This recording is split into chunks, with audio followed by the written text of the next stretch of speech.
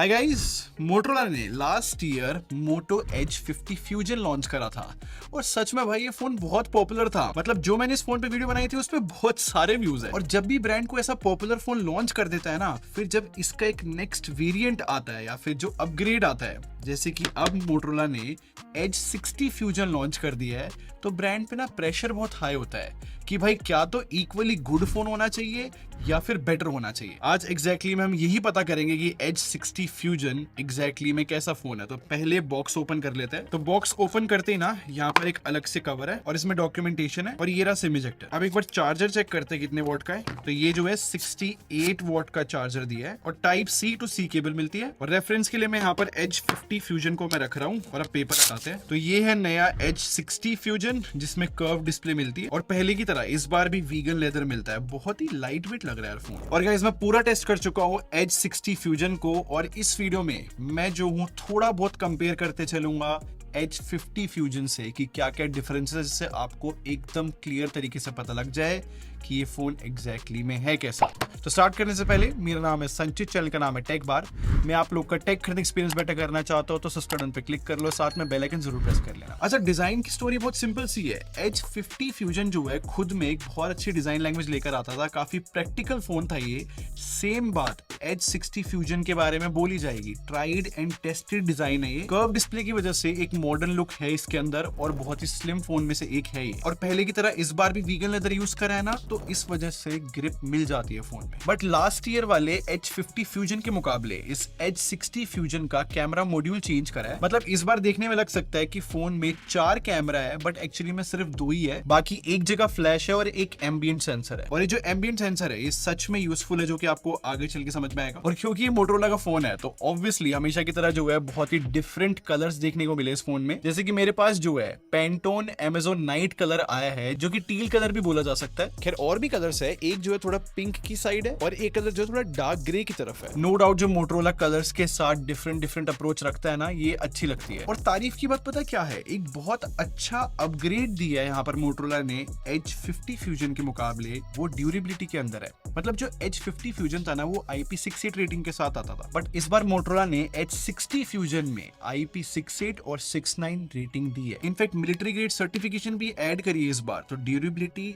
अच्छी तो लग रही है काफी। और बाकी बेसिक चीजों की बात करूं तो इस फोन में ऑप्टिकल फिंगरप्रिंट स्कैनर मिलता है, अच्छा काम कर रहा है। और क्योंकि फोन बहुत ज्यादा वाइड नहीं है ना, तो यहाँ पर लोअर साइड है fingerprint scanner. Still as such thumb बहुत ज्यादा स्ट्रेच नहीं करनी पड़ रही। बाकी स्पीकर्स तो यार मोटोरोला के फोन में हमेशा जो है अच्छे ही रहते हैं। मतलब स्टीरियो स्पीकर्स है, डॉल्बी एटमॉस का सपोर्ट करते हैं, लाउड इनफ लगे मुझे। बाकी हैप्टिक फीडबैक तो मुझे ओके सही लगा। और हाँ भाई, इस फोन में हाइब्रिड सिम स्लॉट है, तो हम स्टोरेज एक्सपेंड कर सकते हैं। और एक और बात अच्छी है मोटोरोला की कि यार 5G बैंड्स पे हमेशा ध्यान देते हैं। मतलब इसमें 16 5G बैंड है, तो I think 5G connectivity sorted रहेगी प्राइस सेगमेंट के हिसाब से। तो ओवरऑल देखो ना, मेरे हिसाब से डिजाइन में अपग्रेड्स ही आए हैं। वैसे डिजाइन से मुझे एक चीज याद आई, जब मैंने पहली बार बॉक्स से फोन निकाला था और टेस्ट वगैरह कर रहा था अपने ऑफिस में, तो मेरे ज्यादातर टीम मेंबर ने ना इस फोन की डिस्प्ले की तारीफ बड़ी की थी। मे बी डिस्प्ले अच्छी लगने का एक रीजन हो सकता है कि ना कर्व डिस्प्ले आजकल बहुत गिने चुने फोनों में आ रही है। और टेक्निकली भी ऑन पेपर डिस्प्ले की स्पेक्स देखी जाए ना, तो मोटोरोला ने अपग्रेड दिए हैं इस एज 50 फ्यूजन के मुकाबले। देखो इस बार भी 6.7 इंच की एक P OLED डिस्प्ले डाली है इस फोन में 120 हर्ट्ज की रिफ्रेश रेट के साथ जो आती है, बट ड्यूरेबिलिटी इंप्रूव करी है। एज 50 फ्यूजन जो है गोरिल्ला ग्लास 5 के साथ आती थी,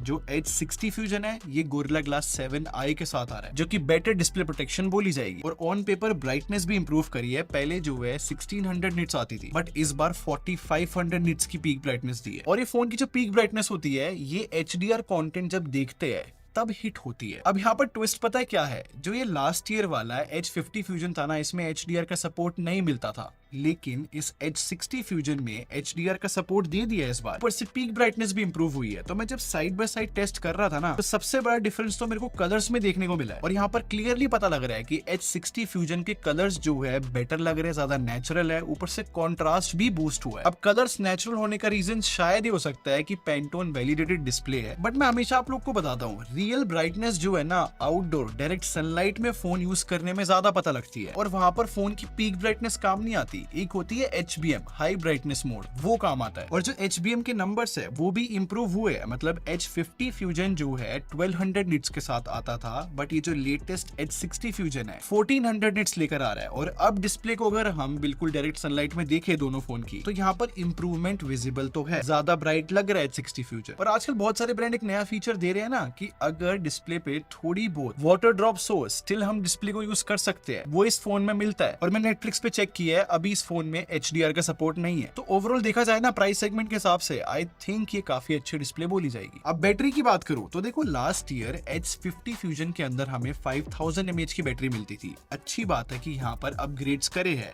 क्योंकि H60 फ्यूजन के अंदर हमें 5500 mAh की बैटरी मिलती है। और ऑब्वियसली इंप्रेसिव पार्ट ये रहेगा कि ज्यादा वेट भी नहीं बढ़ा और ना ही फोन की ज्यादा थिकनेस बढ़ी है लास्ट ईयर के मुकाबले। बाकी चार्जिंग स्पीड सिमिलर है 68 वॉट, बट स्टिल यार जो 500 mAh बैटरी बढ़ी है उसको अपग्रेड ही बोला जाएगा। बट अब परफॉर्मेंस की बात करते हैं। देखो इस फोन में MediaTek Dimensity 7400 प्रोसेसर यूज करा है और ये इंडिया का पहला फोन है जो कि इस प्रोसेसर के साथ आ रहा है। अब मेरे पास जो है 12GB रैम और 256GB स्टोरेज वाला वेरिएंट है, जिसमें LPDDR4X रैम है और UFS 2.2 स्टोरेज है। और ऑब्वियसली यहाँ पर मैं रेफरेंस में लास्ट ईयर वाले H50 फ्यूजन को रखूंगा, जिसमें Snapdragon 7S Gen 2 प्रोसेसर मिलता था।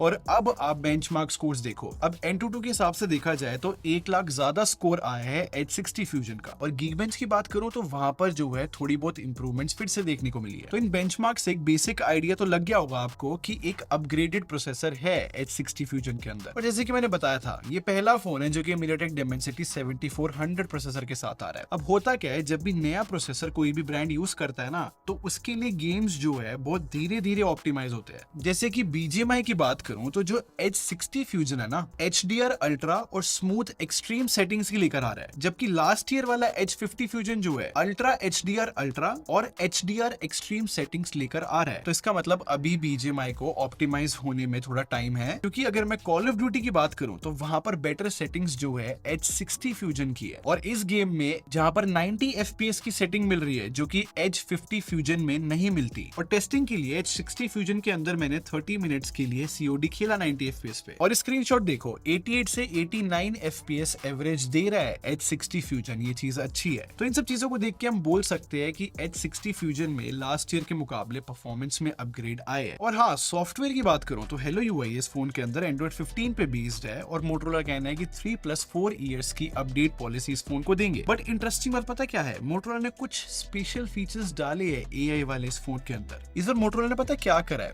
एक नई ऐप डाली है जर्नल नाम की। अब इस जर्नल ऐप की इंटरेस्टिंग बात ये है कि एक ही जगह पे यहाँ पर नोट्स, रिकॉर्डिंग, कुछ फोटोज और रिमाइंडर्स देख सकते हो। अब इन सब चीजों का बेटर यूज लेने के लिए ना Motorola ने एक सर्च बार दी है, और इस सर्च बार ऐप ड्रॉअर में तो मिलता ही है, या फिर पावर बटन को 2 बार क्लिक करने पे सर्च बार आ जाता है। और एक और तरीका है सर्च बार को लाने का, बैक पैनल पे डबल टैप करे तो, और इसी सर्च बार की हेल्प से हम अलग अलग चीजें सेव करने वाले हैं। फॉर एग्जाम्पल यहाँ पर ना मैं एक नोट लिखता हूँ, यहाँ पर मैं टेक्स्ट में लिख रहा हूँ कि मुझे एक दिन में सिर्फ 2000 कैलोरी खानी है और मेरा क्या लंच, ब्रेकफास्ट, डिनर रहेगा, वो सब मैं यहाँ पे लिख देता हूँ। और अब मैं दोबारा जर्नल ऐप को खोलता हूँ और अब यहाँ पर ऑटोमेटिकली डाइट प्लान के नाम से नोट बन चुका है। सिमिलरली मैं यहीं पे जाके फिर से एक ऑडियो रिकॉर्ड करता हूँ और अब ये देखो इस ऑडियो रिकॉर्डिंग की पूरी ट्रांसक्रिप्शन बन गई है और इसको समराइज भी किया जा सकता है। मतलब AI को पता है कि मैंने रिकॉर्डिंग में क्या क्या बोला है। और इसी सर्च बार में एक और हेल्पफुल फीचर है कि अगर बहुत सारी नोटिफिकेशन आ रखी है ना, तो हम इसको बोल सकते हैं कि सारी नोटिफिकेशन को समराइज करके बता दो। और इसी सर्च बार में अगर मुझे कोई सेटिंग नहीं मिल रही तो मैं नेचुरल लैंग्वेज में सर्च कर सकता हूँ। जैसे कि मैंने लिखा है यहाँ पर स्कैन डॉक्यूमेंट, देखो अब इसने ऑटोमेटिकली कैमरा ऐप के अंदर स्कैन वाला टैब खोल दिया। और इन सब चीजों के साथ इस बार जो है ऐप ड्रॉअर से अगर हम लेफ्ट स्वाइप करेंगे, न्यूज फीड भी ऐड करी है, जहां पर ऐसा Motorola का कहना है कि आपकी प्रेफरेंसेस के हिसाब से न्यूज दिखाएंगे। तो अपने ओपिनियन की बात करूं ना, तो ये जो AI फीचर है उन लोगों के लिए बहुत अच्छा है जो नोट्स बहुत बनाते हैं, टू डू लिस्ट या फिर रिमाइंडर बहुत सेट करते हैं। तो इन सारी चीजों को एक जगह पे सर्च कर लेना या एक्सेस कर लेना उन लोगों के लिए हेल्पफुल रहेगा। बाकी हर एक Motorola फोन की तरह यार वो मोटो एक्शंस मिलते हैं, मतलब ऐसे फ्लैश लाइट ऑन हो जाना और ऑफ भी हो जाती है, और ट्विस्ट करने पे कैमरा ओपन, ऐसे और भी जेस्चर्स है। बट हाँ,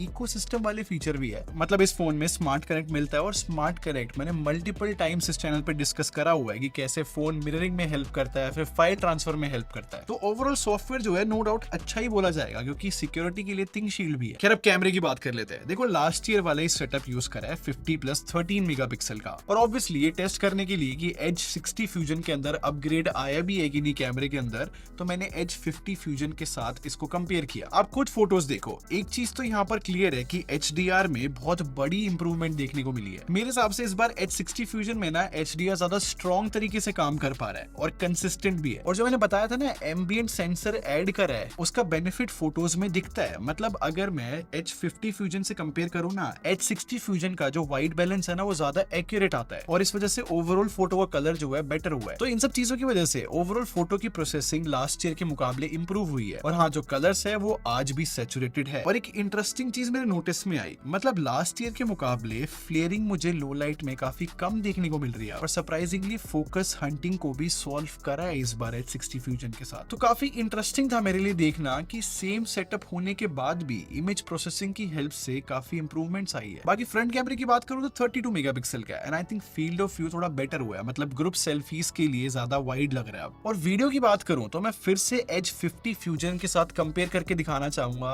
क्योंकि H60 फ्यूजन में काफी इंप्रूवमेंट आई है वीडियो के अंदर। मतलब लास्ट ईयर वाले फोन में जो कलर्स है वो थोड़े अजीब आ रहे हैं, बट इस बार जो है वीडियो क्वालिटी काफी ज्यादा इंप्रूव हुई है और ये एग्जैक्ट सेम चीज मेरे को फ्रंट कैमरे की वीडियो रिकॉर्डिंग में भी फील हुई। तो अगर मैं अपनी सारी टेस्टिंग को सम अप करूं ना, एक चीज तो बहुत क्लियर रहती है कि लास्ट ईयर वाले H50 फ्यूजन के मुकाबले हर एक डिपार्टमेंट में मोटरोला ने इंप्रूवमेंट्स करी है। तो इस वजह से सेफली बोला जा सकता है कि H60 फ्यूजन जो है एक बेटर प्रोडक्ट है। और प्राइस की बात करूं तो 8+256GB वाला वेरिएंट 23,000 रुपीज का है और 12/256GB वाला वेरिएंट 25,000 रुपीज का है। और ये दोनों प्राइस विदाउट ऑफर है, ऑफर्स के साथ प्राइस और कम हो जाता है। और 9 अप्रैल 12 बजे इस फोन की सेल डेट है। खैर ये था मेरा ओपिनियन, आप क्या सोचते हो इस फोन के बारे में मुझे कमेंट सेक्शन में जरूर बताना। और अगर आपको ये वीडियो पसंद आई हो तो लाइक बटन पे क्लिक कर दो और सब्सक्राइब करके हमारे टेक बर आर्मी को ज्वाइन कर लो।